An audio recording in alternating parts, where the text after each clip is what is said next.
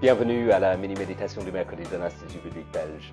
Cette série dans le psaume 32 s'adresse particulièrement aux croyants qui souhaitent retrouver la joie du salut qu'ils ont connue par le passé. Nous avons déjà vu un premier mot d'ordre dans le psaume 32. Il nous faut embrasser la transparence en matière de péché personnel, ce qui permet de confesser la faute. Deuxième mot d'ordre, la confession. Lisons le verset 5. Je t'ai fait connaître mon péché. Je n'ai pas caché ma faute. J'ai dit, j'avouerai mes transgressions à l'Éternel et tu as pardonné mon péché ou tu as enlevé la peine de mon péché. Oh, quel soulagement pour David lorsqu'il a reconnu sa faute devant Dieu. Le poids ôté, la peine enlevée, le vécu de l'intimité de la relation restauré. Et ce n'est pas une joie qui dépend des circonstances. David est encore conscient de circonstances potentiellement menaçantes, les grandes eaux qui risquent de déborder, verset suivant, verset 6, la détresse qui peut survenir, verset 7. Mais il se sait protégé et entouré de champs de délivrance, quelle que soit la menace. Elle en est de même pour nous qui vivons à l'époque où nous sommes de l'histoire du salut. Si nous soignons notre relation avec Dieu, dans un sens, nous n'avons rien à craindre.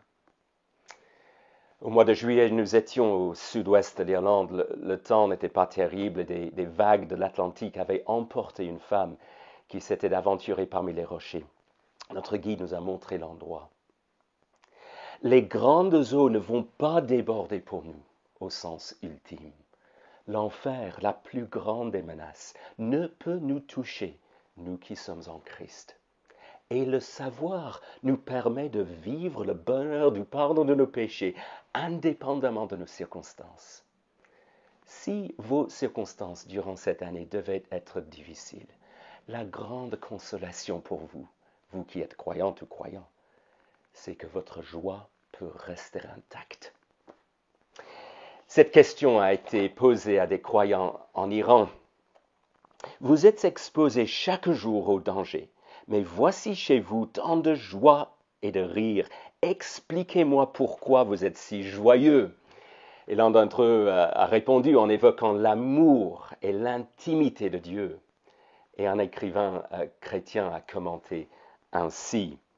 Le plus grand malentendu de l'Église américaine, nous pourrions ajouter européenne aussi, c'est que lorsqu'on vient faire connaissance avec les gens dans des nations où la liberté est restreinte, on pense qu'ils vont vraiment déprimer à cause de la persécution.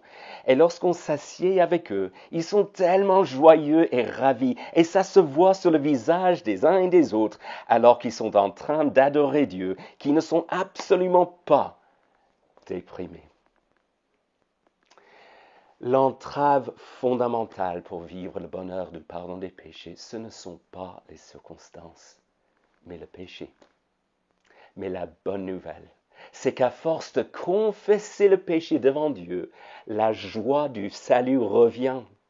Et sans tarder, me semble-t-il, dans le verset 5, le lien entre confession du péché et expérience du pardon est direct. Bonne semaine.